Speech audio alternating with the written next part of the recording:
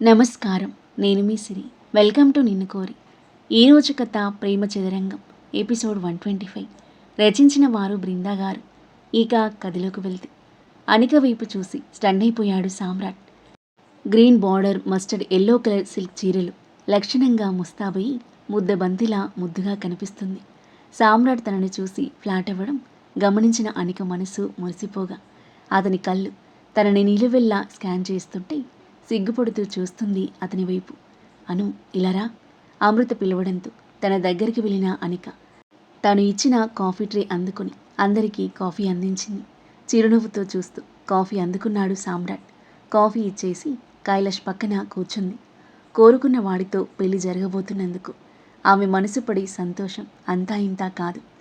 ఆ సంతోషమంతా వెలిగిపోతున్న ఆమె మోములో కనిపిస్తుంది అందరికీ.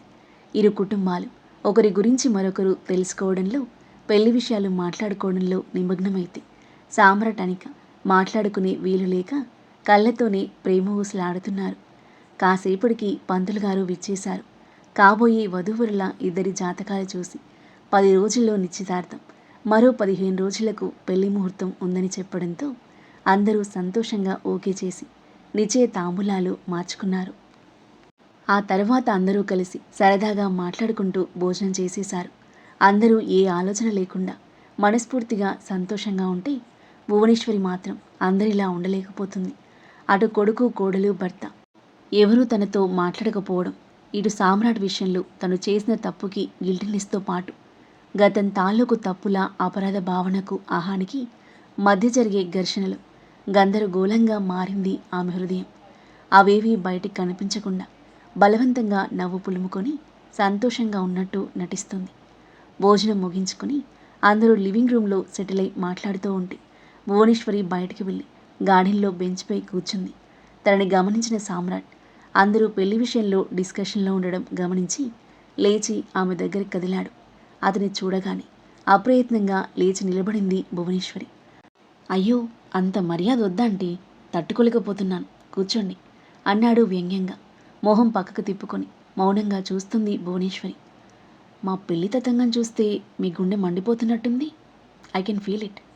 మీ మేనకోడల్ని చూసారా, ఎంత సంతోషంగా ఉందో. నేను వెళ్ళిపోతే నన్ను మర్చిపోయి మరొకరి చేసుకుంటుంది అన్నారు. కానీ ఏం జరిగింది? ఒక్కరోజు కనిపించకపోయేసరికి ఎంత అల్లాడిపోయిందో చూసారా. మీ ఆలోచన రాంగ్ అని ఒక్క రోజులో నిరూపించేసింది అనిక. మా ఇద్దరికి ఆ దేవుడు గట్టిగా రాసిపెట్టాడు. అందుకే నీలాంటి దుష్టశక్తులు విడిదీయాలని చూసినా విడిపోలేదు. ఇన్ఫ్యాక్ట్ నేను వెళ్ళడమే చాలా మంచిదైంది. అనిక ప్రేమార్థమయ్యి త్వరగా యాక్సెప్ట్ చేశాను. లేదంటే ఇంత త్వరగా మా పెళ్ళి ఖచ్చితంగా జరిగేది కాదు. ఈ విషయంలో మీకు థ్యాంక్స్ చెప్పాలి అని ఆమె చేయి పట్టుకుని ఊపాడు. నిర్లిప్తంగా పక్కకి చూస్తుంది భువనేశ్వరి. ఆమె మొహంలోకి లోతుగా చూశాడు సామ్రాట్. అంతకుముందు ఉన్నట్టు కోపం, పొగరు, అహంకారం ఏవీ ఆమె మోములో కనిపించట్లేదు. అతని సూటిగా చూడలేని ఆమె కళ్ళెలు ఇంతకు ముందెన్నడూ చూడని అపరాధ భావం కనిపిస్తుంది. అదవు నుండి గట్టి కోటింగ్ పడింది అని అర్థమై సైడ్ స్మైల్ ఇచ్చాడు. మీరు అనుకోవచ్చు, అనికను పెళ్లి చేసుకుంటే అదో విషాన్విని జీవితాంతం ఇంట్లోకి ఆహ్వానించనని చెప్పాక కూడా పెళ్లికి ఒప్పుకున్నాను. వాళ్ళపై కాస్త కూడా కృతజ్ఞత లేదు అని. కృతజ్ఞత మాత్రమే కాదు, నాకు కొత్త లైఫ్ ఇచ్చిన వాళ్ళంటే చాలా అభిమానం ఉంది. కానీ మీరు మీ కొడుకు, కోడల్ని ప్రేమతో ఇంటికి ఆహ్వానించకుండా నా పెళ్ళికి లింక్ పెట్టారు చూడండి. అక్కడే మీ బుద్ధి మారలేదు అని అర్థమైంది నాకు. మంచి మనసున్న వాళ్ళపై మీలాంటి దుస్తుల నీడ పడకుండా ఉంటేనే సంతోషంగా ఉంటారు వాళ్ళు. ఆ మాటలకు దిగ్గున తల తిప్పి చూసింది భువనేశ్వరి. నిజంగానే వాళ్ళిప్పుడు మీకు దూరంగా ఉన్నా చాలా సంతోషంగా ఉన్నారు. ఇన్ఫ్యాక్ట్ మీరు దూరం అయ్యాకే వాళ్ళు దగ్గరయ్యారు. ఆ సంతోషం అలాగే ఉండాలి అంటే మీకు దూరంగా ఉండడమే మేలు. నిక్కచ్చిగా అన్న అతని మాటలకు ఆమె మనసు చేదుగా మారిపోయింది. అదవ్ నన్ను అడిగాడు ఎందుకు వెళ్ళిపోయారు అని. నిజం చెప్తే మీ మీద కోపం ఇంకా పెరిగేది. అలాగే తన మనసుకు బాధగా కూడా అనిపించేది. అందుకే నిజం చెప్పలేదు. సామ్రాట్ కనిపించకపోయేసరికి ఇల్లంతా స్కాన్ చేస్తూ గుమ్మం దగ్గరకొచ్చిన అనికకు సామ్రాట్ భువనేశ్వరితో మాట్లాడుతూ కనిపించాడు. అత్తయ్యతో ఏం మాట్లాడుతున్నాడు అని అటువైపే చూస్తుంది. ఇప్పటికైనా కాస్త మనిషిలా మారి మనుషులకు విలువనివ్వండి. బంధాల్ని దూరం చేసే మీ ఈగోని పంతాన్ని పక్కన పెట్టి మీ వాళ్ళ మనసులకు దగ్గర కావడానికి ప్రయత్నించండి. ఇంతకు మించి నేనేం చెప్పలేను అని హితబోధ చేసి అక్కడి నుండి వెళ్ళిపోయాడు సామ్రాట్. అతని గమనించి అనిక లోపలికి వెళ్ళగా వెళ్తున్న అతని వైపే చూస్తూ మైండ్ అంతా మొద్దు బారిపోయినట్టుగా ఉండగా బెంచ్పై కూలబడింది భువనేశ్వరి. లోపలికొచ్చిన సామ్రాట్ అనిక ఫోన్ చేస్తుండడంతో తీసి చూసి తన కోసం చుట్టూ చూస్తూ ఫోన్ లిఫ్ట్ చేశాడు. చెప్పు, నువ్వే చెప్పాలి. రూమ్కి రా ఒకసారి. ఏంటి ఇప్పుడా? ఇంట్లో అందరున్నారు. మనల్ని ఎవరు పట్టించుకోరు కానీ రావయ్యా, నిన్నేం కొరుకు తిననులే. అనిక మాటలకు చిన్నగా నవ్వి సరే వస్తున్నా అని ఫోన్ పెట్టేసి ఎవరూ చూడకుండా మెల్లిగా అనిక గది దగ్గరికి వెళ్ళాడు. అనిక అతని చేయి పట్టి లోపలికి లాగి డోర్ వేసేసింది. ఏం చేస్తున్నావు? అయోమయంగా చూస్తూ అడిగాడు. ఏం లేదులే, నీతో మాట్లాడాలని రమ్మన్నాను. ఇందాక అత్తయ్యతో అంత సీరియస్గా ఏం మాట్లాడుతున్నావు? ఏమైనా అనిందా నిన్ను అని అడిగింది సందేహంగా. ఏమనలేదు. ఎందుకు నా కోడల్ని వదిలిపెట్టి వెళ్ళావని అడిగితే నార్మల్గానే మాట్లాడుతున్నా. అంతేనా? సరేలే, చాలా బాగున్నావు నువ్వు ఇవాళ, స్మార్ట్గా అంది అతని చేయి పట్టుకుంటూ.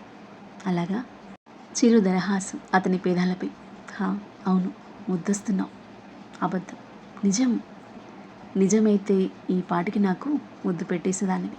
సామ్రాట్ మాట పూర్తయ్యేలోపే అతని బుగ్గన ముద్దిచ్చింది అనిక. నవ్వుతూ చూశాడు. మరి నేనెలా ఉన్నానో చెప్పలేదే. ఎలా ఉన్నావా?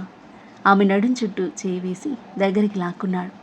బ్లష్ అవుతూ చూస్తున్న ఆమె బుగ్గ మీద వేలితో రాస్తూ మాటల్లో చెప్పలేనంత బాగున్నావు అని చెక్కిలిపై తీయని ముద్దిచ్చాడు.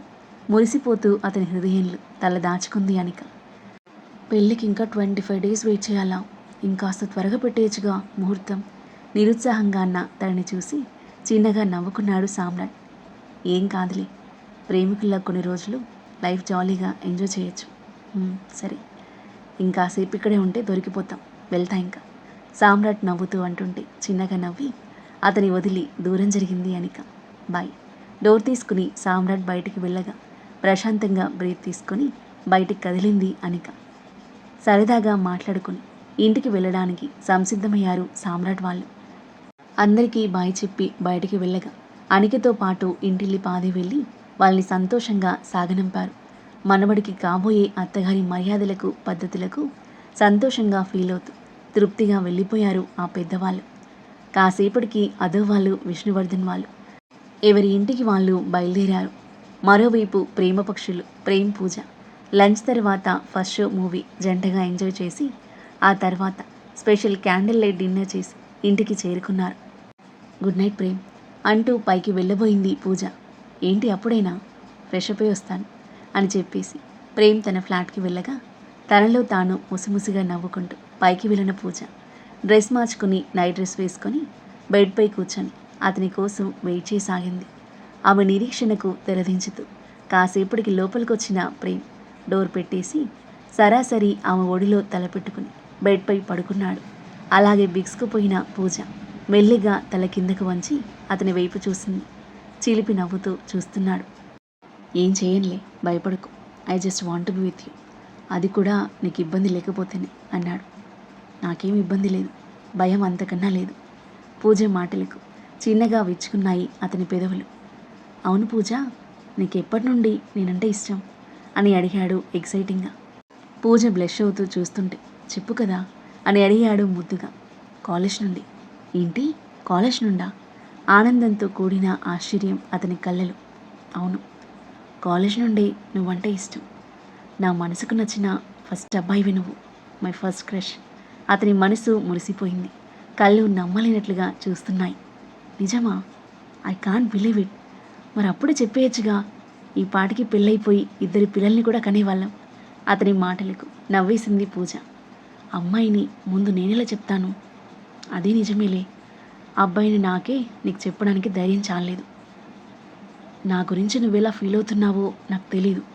ఆ టైంలోనే ఇష్యూ బ్రేకప్ అవ్వడంతో ఇంకా భయం వేసింది, చెప్పలేకపోయాను ఇంకా. పిచ్చి పూజ, వాడిలా నేను చేస్తాను అనుకున్నావా? వాళ్ళ కథ వేరు కదా. కరెక్టే, కానీ ఏమో ఏదో తెలియని భయం. నువ్వు నో అంటావేమో, ఫ్రెండ్గా కూడా మాట్లాడవేమో అని. నాన్న వాళ్ళు పెళ్ళినప్పుడల్లా ఇంకా భయం వేసేది. వాళ్ళకి సమాధానం చెప్పలేక, నీకు నా మనసులో ఉంది చెప్పలేక, నాలో నేనే నలిగిపోయాను ఇన్నాళ్ళు. ఎక్కడో ఒక హోప్ ఉండేది, నీకు కూడా నేనంటే ఇష్టం ఉంది అని. ఉగాది రోజు ఇషు వాళ్ళ ఇంట్లో అది స్ట్రాంగ్ అయింది. ఎంత హ్యాపీగా ఫీల్ అయినా తెలుసా? పూజ ఉద్వేగంగా చెప్తుంటే రేపు వేయకుండా చూస్తుండిపోయాడు ప్రేమ్.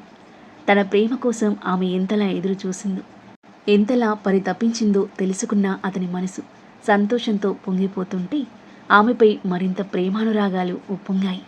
చెమ్మగిలిన నయనాలతో ఆర్తిగా చూస్తున్నాడు ఆమెను. అప్పటి నుండి నువ్వెప్పుడెప్పుడు ప్రపోజ్ చేస్తావా, నేను ఎప్పుడెప్పుడు యాక్సెప్ట్ చేస్తానా అని ఫుల్ వెయిటింగ్. ఫైనల్లీ ఆ స్పెషల్ డే ఈరోజు వచ్చింది అంది అతని చెంప మీద చేయి వేసి ప్రేమగా చూస్తూ. ఆమె కళ్ళలోకి కొన్ని క్షణాలు చూసిన ప్రేమ్ లేచి ఆమెను గాఢంగా హత్తుకున్నాడు. నవ్వుతూ అతన్ని తిరిగి హత్తుకుంది పూజ. ఒకరి ప్రేమను మరొకరు ఫీల్ అవుతూ కాసేపు అలాగే ఉండిపోయారు. కౌగిలి వీడి ఆమె చెంప మీద చేయి వేసి నిమృతూ తన కళ్ళలోకి చూశాడు ప్రేమ్. అతని స్పర్శని ఫీల్ అవుతూ విడియంగా చూస్తుంది. ముందుకు వంగి ఆమె నుదుటన ముద్దిచ్చి చెంపపై పెదవులు ఆనించాడు. పూజ తనువు సన్నగా కంపించగా కళ్ళు మూసుకుంటూ అతని కాలర్ పట్టుకుంది. ఆమెలో అలజడి అతనికి తెలుస్తూనే ఉంది. ఆమె మేని పరిమళం అతనికి మత్తెక్కిస్తుంది. ప్రియమైన ప్రేయసి చేరువైన వేళ తనువు మనువు ఇంకా ఏదో కావాలని తొందర పెడుతుంటే, మనస్సులో ప్రేమ తరంగాలు హృదయాన్ని మీటుతుంటే తనని తాను నిలువరించుకోలేకపోయాడు ప్రేమ్. మూసుకున్న పూజ కనురెప్పలపై చిరు ముద్దిచ్చి ఆమె మెడ వెనుక చేయేసి తన మొహాన్ని దగ్గరికి తీసుకుని వణుకుతున్న ఆమె పెదాలను అతని పెదాలతో బంధించాడు. పూజ తనువు కరెంట్ షాక్ కొట్టినట్టుగా బిగుసుకుపోగా ఆమె కళ్ళు గట్టిగా మూసుకున్నాయి. చేయి అతని కాలర్ని మరింత గట్టిగా పట్టుకుంది. తొలి అదర చుమ్మను ప్రేమలో కొత్త పరవశాన్ని కలిగిస్తుంటే, ఆమె అధరాలలోని మాధుర్యం అతనికి మైకం కలిగిస్తుంటే ఆమెను గాఢంగా హత్తుకుని సున్నితంగా కిస్ చేయసాగాడు.